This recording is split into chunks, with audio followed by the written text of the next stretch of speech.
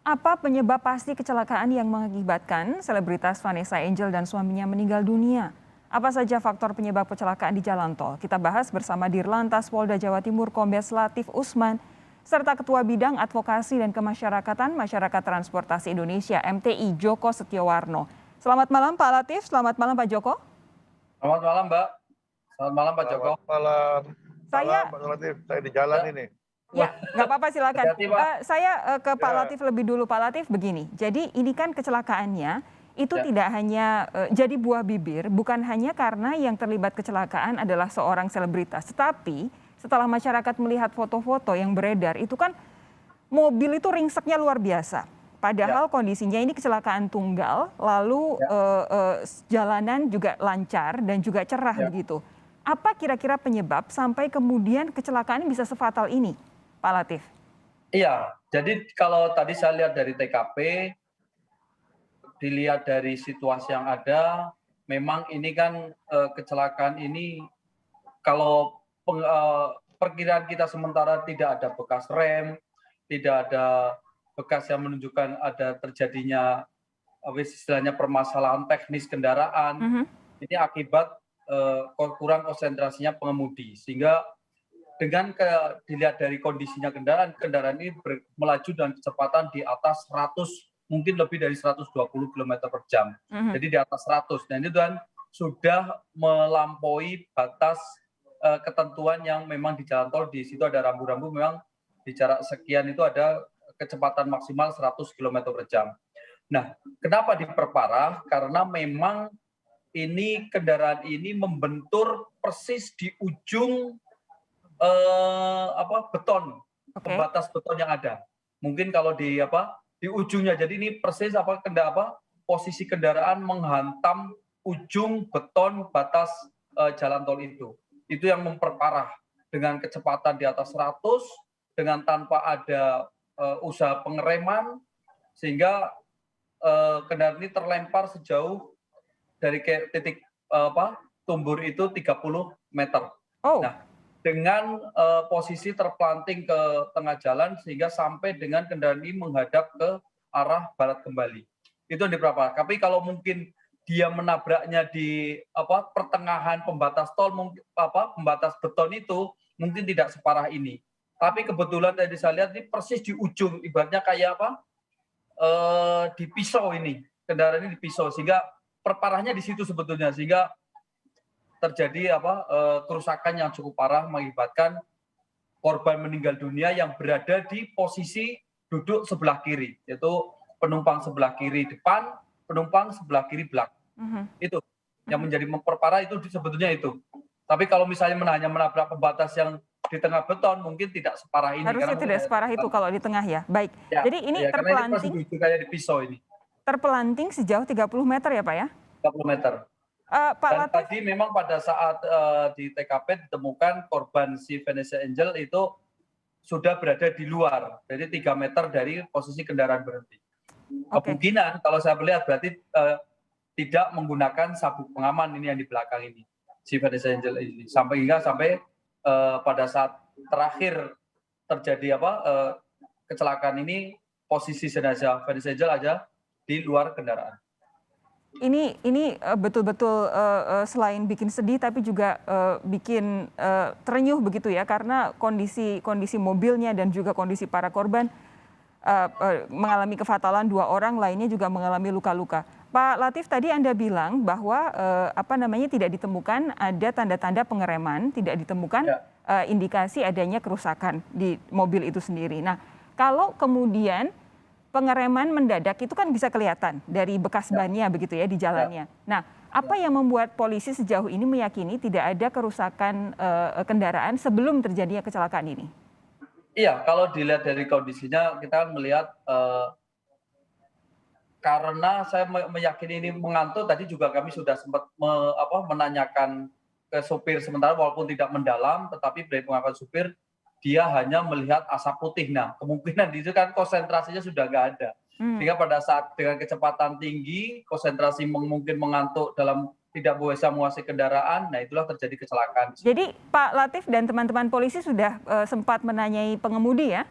Ya, tapi tidak mendalam, hanya tadi pada saat kejadian apa yang dirasakan itu aja. Karena kami memang pada saat ini tidak fokus ke situ dulu. Kami akan memberikan bantuan bagaimana korban ini bisa kita bantu sedang luka sehingga psikologi mereka juga biar baik dulu sehingga nanti pada saat pemeriksaan penyidikan keterangannya akan lebih baik. Oke, baik. Itu yang kita harapkan. Pak Latif sebentar, ini jadi kondisinya di dalam mobil itu ada 5 orang betul ya Pak ya? Ada 5 orang betul. Oke, kondisinya 2 meninggal dunia, yaitu Ya. Vanessa dan suaminya. Kemudian 3 orang lainnya kondisinya seperti apa? Alhamdulillah, makanya saya juga meluruskan keterangan saya di pertama di beberapa media. Tadi karena kita informasi masuk setelah kami lakukan pengecekan secara langsung, supir dalam keadaan sehat, walaupun mungkin luka ringan, terus asisten rumah tangga yang perempuan namanya Siska juga sehat, hanya memang si kecil yang balita ini mengalami luka mata sebelah kiri, agak lebam. Oke. Nah ini luka yang ini mudah-mudahan korban yang 3 selamat ini akan sehat terus. Oke. Harapan kita demikian. Kita harapkan demikian. Pak Latif, Pak Joko sebentar, ini kami hendak mengetahui lebih dulu informasi terakhir terkait kecelakaan mobil yang dialami Vanessa Angel dan suaminya. Kini sudah ada Adimas Budi, jurnalis Kompas TV di ruas tol Jombang Mojokerto. Selamat petang Adimas. Adimas, bagaimana kondisi jalan tol saat ini saat digunakan oleh para pengguna jalan melintas di sana? Baik, Sofi dan juga saudara, memang olah TKP yang dilakukan oleh petugas dari Polda Jawa Timur telah usai sekitar 1 jam yang lalu, hingga akhirnya kini lalu lintas di ruas tol Nganjuk Jombang menuju Surabaya, tepatnya di kilometer 672, berjalan normal kembali. Setelah sebelumnya sudah diberlakukan sistem buka tutup untuk kelancaran petugas melakukan olah TKP. Sementara dari pengamatan kami sendiri yang ada di lapangan, jalur ini merupakan jalur cepat, sedangkan mobil yang dikendarai oleh Vanessa ini dari hasil analisa petugas yang ada di lapangan, itu tidak ditemukan tanda-tanda bekas pengereman di lokasi kejadian. Ya. Hingga akhirnya tadi, ya Sofi. Silakan, Adimas. Hingga akhirnya tadi mobil sempat menabrak pembatas kiri jalan, hingga akhirnya mobil berbalik arah dan terpental sejauh kurang lebih 25 hingga 30 meter. Sofi. Oke, nah sampai sejauh ini tadi kita juga sudah mendengarkan keterangan dari Pak Latif, tapi dari teman-teman kepolisian di lokasi, sudah adakah perkembangan mengenai penyebab kecelakaan dari hasil update olah TKP polisi? Ya, setelah tadi sebelumnya kami yang ada di lapangan sempat berbincang dengan Kasat PJR Polda Jawa Timur, memang teman-teman dari Polda Jawa Timur sempat meminta konfirmasi secara singkat kepada pengemudi, dan pihak pengemudi ataupun sopir dari Vanessa Angel ini mengakui bahwa mengalami kantuk hingga tidak bisa mengendalikan laju kendaraannya. Sofi. Baik, Adimas Budi, terima kasih atas laporan Anda di ruas tol Jombang Mojokerto. Pak Joko, saya ke Pak Joko Setiawarno dari MTI. Saya minta ini dong pendapat Anda mengenai kecelakaan yang terjadi siang hari ini. Kecelakaannya tunggal, tapi sampai sefatal ini, Pak Joko. Ya, saya kira kalau Pak Latif yang sudah mengetahui di lapangan lebih detail daripada saya ya. Tapi tentunya ini kalau biar kondisi seperti itu, biasanya itu kecepatannya di atas 100 km per jam. Lebih kapasitas yang diizinkan. Itu yang yang kerap terjadi bila kecepatan kenapa dibatasi 100, kan itu punya konsekuensi juga. Memang pada kondisi tertentu, kendaraan tertentu juga kalau kurang dari 100, sekitar 100 lah itu kurang nyaman. Tapi harus diingat. Oke.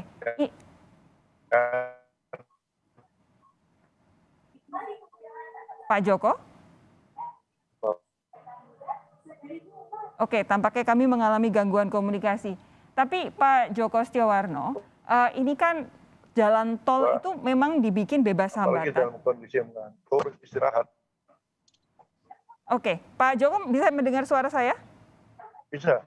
Oke, nah ini kan jalan tol itu kan memang dibikin bebas hambatan. Harapannya adalah orang-orang itu mereka membayar begitu untuk tidak mengalami hambatan yang berarti ketika berada di jalan tol. Tetapi ada batasan bawah kecepatan pun juga ada batasan atas.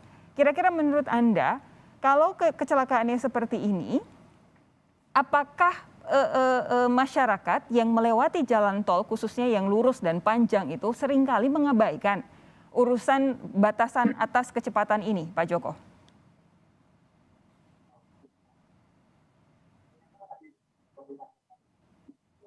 Pak Joko?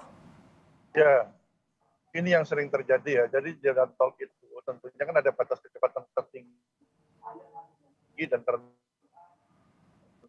Terendah itu minimal 60 km per jam, tujuan agar bukan hanya kecelakaan karena ngantuk saja, umpamanya ban pecah. Kalau ban pecah, umpamanya dengan kecepatan 100 itu masih bisa dikendalikan kendaraannya. Tapi kalau lebih dari itu, apalagi sampai 120, 130 itu fatal. Nah, ditambah lagi memang kondisi mengantuk. Itu kalau sudah mengantuk, itu obatnya hanya satu, istirahat. Hanya istirahat ya? Ada banyak rest area setiap 20 sampai 25 km digunakan untuk itu. Pasti harus istirahat karena dilaju dengan kecepatan tertentu ya. Nah, kemudian ini yang penting sekarang mungkin pemerintah harus melihat juga ini korbannya 2, tapi kalau bus itu bisa lebih dari itu. Karena apa? Kewajiban untuk menggunakan seatbelt itu yang belum ada. Ini mestinya semua mobil keperjalanan antar entah itu kendaraan umum pribadi itu diwajibkan saja agar terjadi tidak fatal seperti ini. Oke. Bis juga sama, lebih banyak lagi kalau kejadian seperti ini bisa lebih dari itu juga. Tapi begini Pak Joko, untuk ruas-ruas jalan tol yang terutama di Trans Jawa begitu, menurut Anda apakah misalnya fasilitas istirahatnya kurang atau fasilitas penghalang kecil-kecil begitu yang biasa bikin orang jadi nggak ngantuk lagi itu kurang atau rambu-rambunya juga kurang. Menurut Anda adakah masalah-masalah itu kalau di ruas jalan tol terutama di Trans Jawa?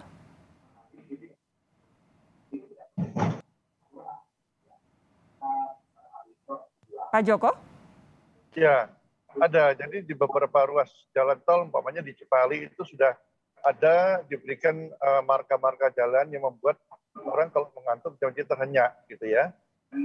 Dengan membuatkan marka-marka yang memang turut membantu juga biar tidak terlena lah, terutama yang jalan-jalan yang lurus. Nah, kalau jalan-jalan